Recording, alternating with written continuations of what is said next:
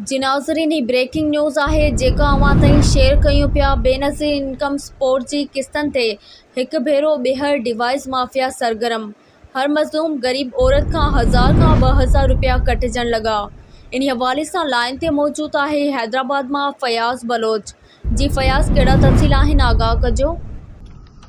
जी जीअं त नाज़रीन सभिनीनि खे ख़बर आहे त बेनज़ीर इनकम सपोर्ट जी वज़ीफ़े वारी किस्त मां हर हिकु लेडी खां 1000 खां 2000 रुपया कटौती कई वेंदी आहे। अहिड़े ई हिकु केस जंहिंमें हूसड़ी हद में एडी गनी जी निगरानी में 2 वागू वाहिद ऐं तनवीर नाले डिवाइस होल्डर इन्हनि जेके रोज़ जी बुनियाद ते मज़लूम औरतुनि खां लखे रुपया रिश्वत वसूल करे रहिया आहिनि।